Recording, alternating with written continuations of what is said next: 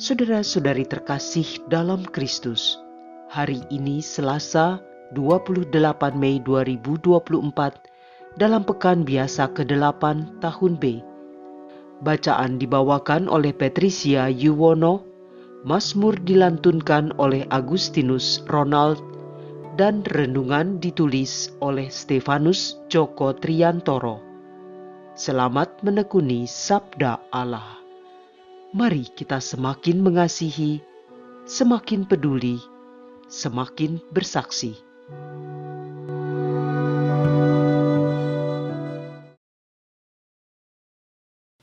Dalam nama Bapa dan Putra dan Roh Kudus. Amin. Allah Bapa yang Maha Kasih, Putramu Yesus Kristus telah menjadi sabdamu yang hidup. Sabda yang menjadi pedoman keselamatan dan hidup kami. Terima kasih Bapa atas segala rahmat yang sudah Kau curahkan kepada kami, sehingga kami dapat mendengar dan melaksanakan sabdamu pada hari ini. Berkatilah kami, sehingga sabdamu dapat menjadi jiwa bagi pikiran, perkataan, dan perbuatan kami. Demi Kristus Tuhan dan pengantara kami. Amin. Bacaan dari surat pertama Rasul Petrus, bab 1, ayat 10 sampai 16. Saudara-saudara terkasih, para nabi telah menyelidiki dan meneliti keselamatan kalian.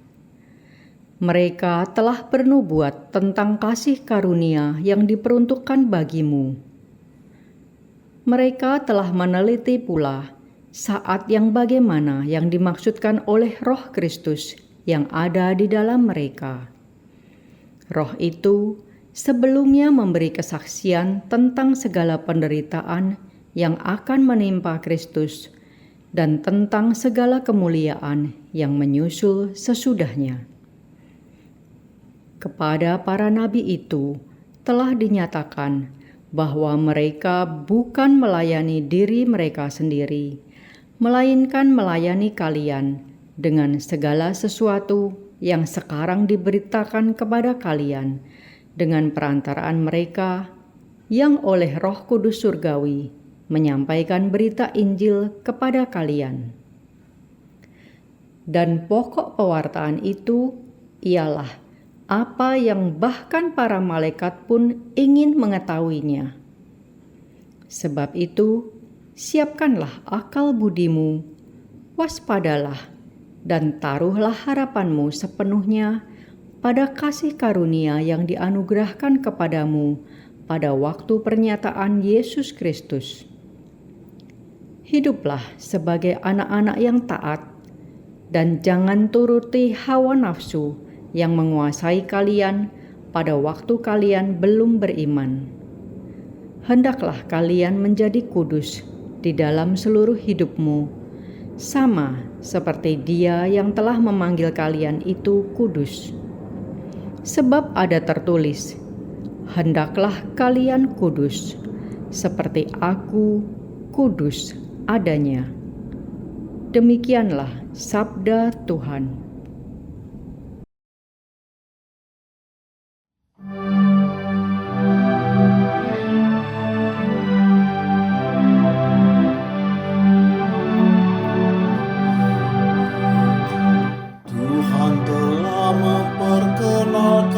Keselamatan yang datang daripadanya. Nyanyikanlah lagu baru bagi Tuhan, sebab Ia telah melakukan karya-karya yang ajaib.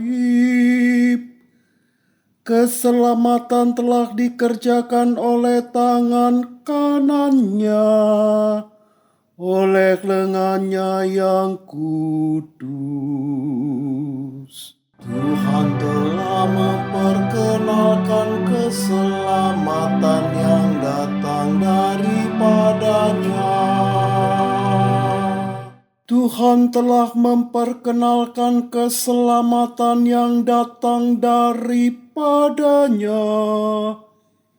Ia telah menyatakan keadilannya di hadapan para bangsa. Ia ingat akan kasih dan kesetiaannya terhadap kaum Israel.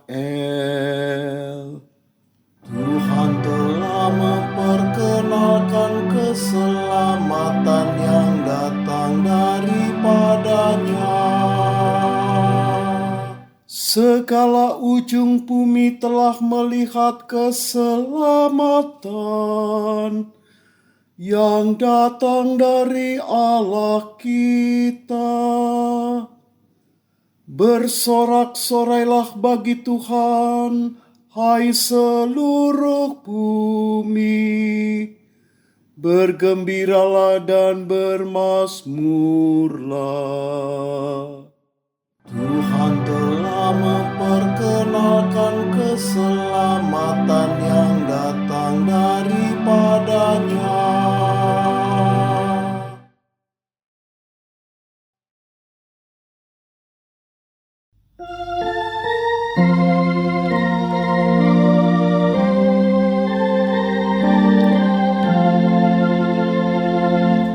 Haleluya, haleluya, haleluya.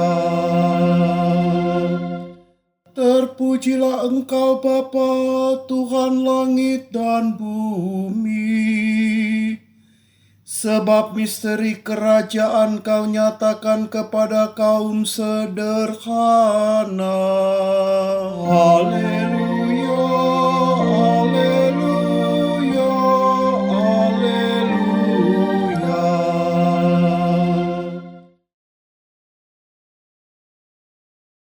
Inilah Injil suci menurut Markus, bab 10, ayat 28 sampai 31.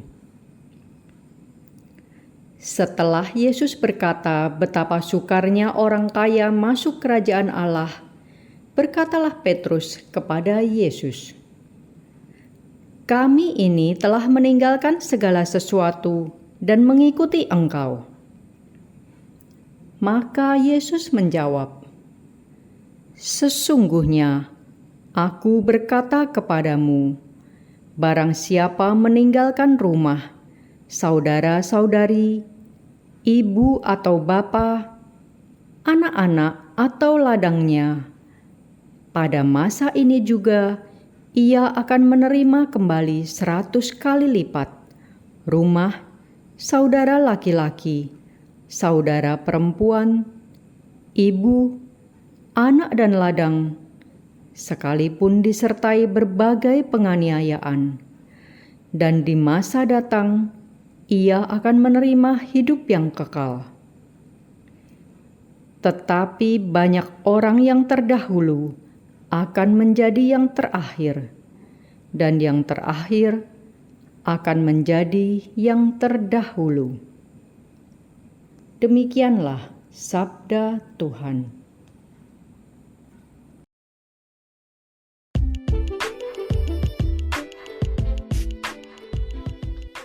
Salib Yesus adalah salib kita. Renungan dibawakan oleh Maria Clara.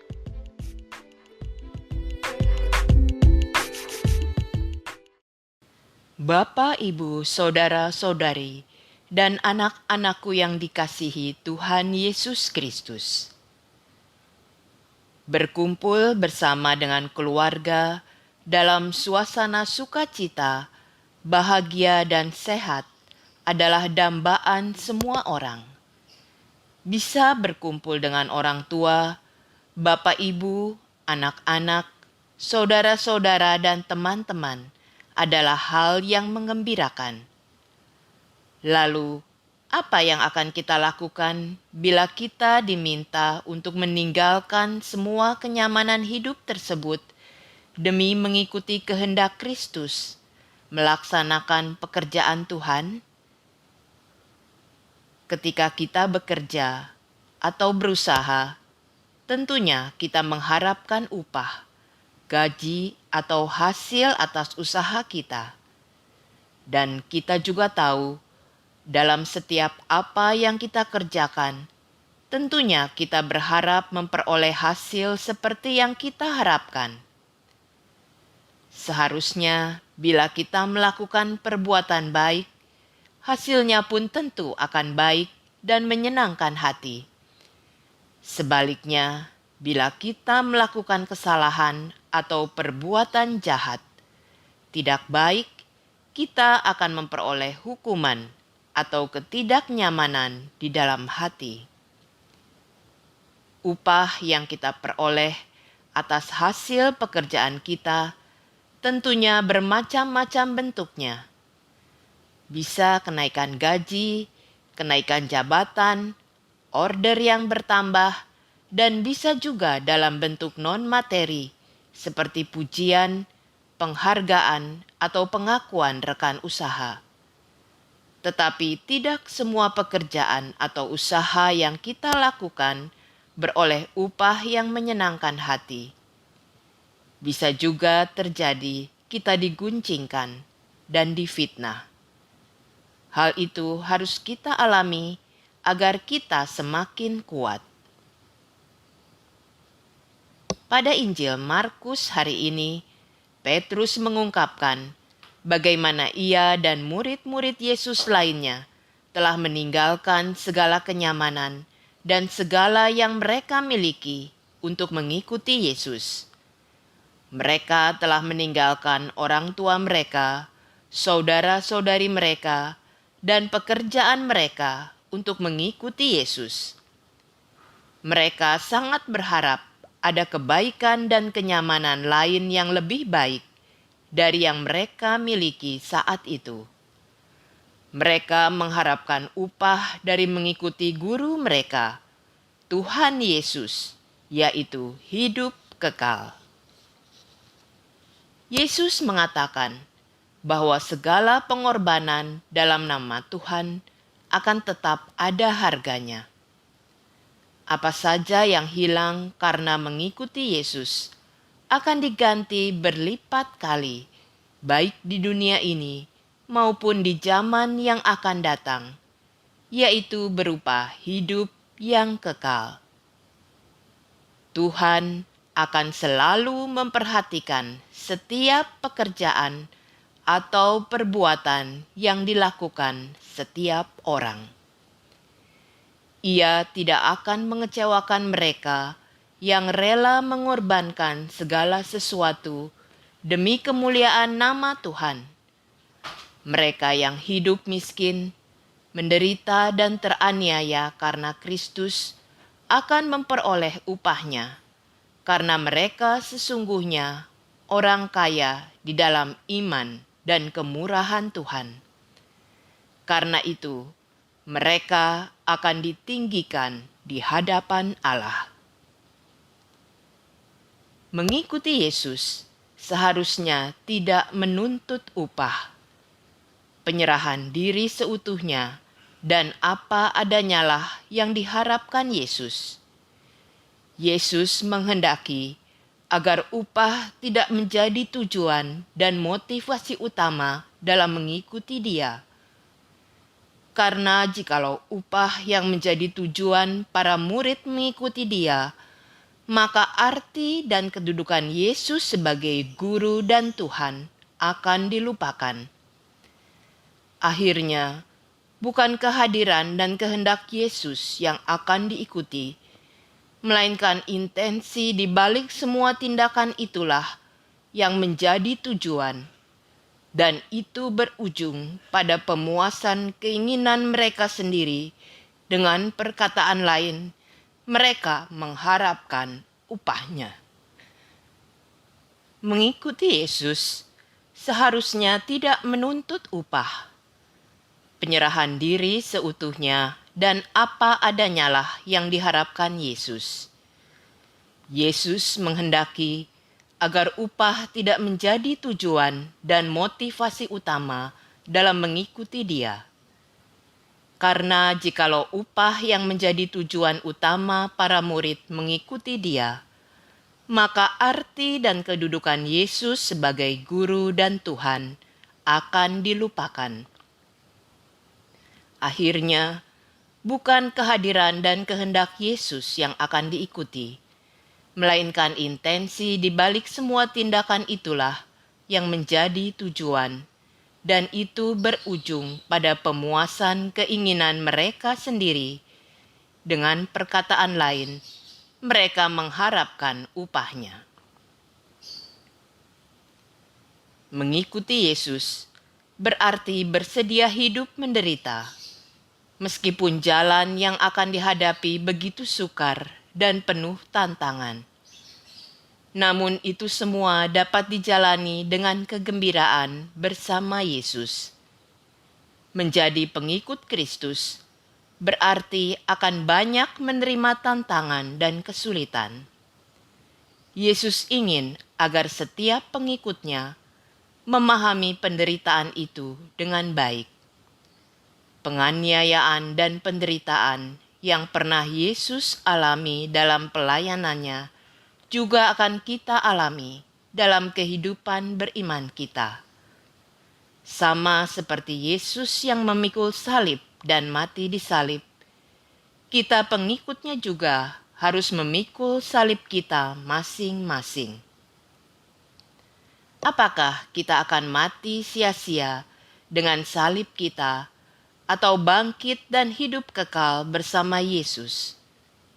Mari kita renungkan sikap kita sebagai pengikutnya selama ini. Marilah berdoa.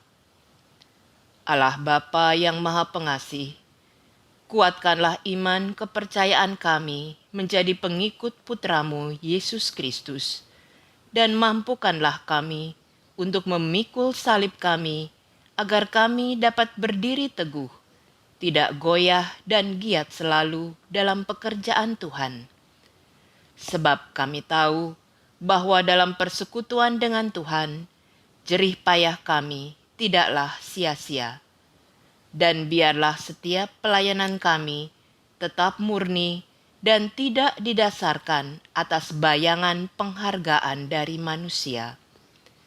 Tetapi tanamkanlah dalam diri kami bahwa pelayanan kami adalah wujud ucapan syukur kepadamu atas segala kasih karunia dan kerahiman yang telah Engkau berikan. Kemuliaan kepada Bapa dan Putra dan Roh Kudus, seperti pada permulaan, sekarang, selalu dan sepanjang segala abad. Amin. Dalam nama Bapa dan Putra dan Roh Kudus. Amin.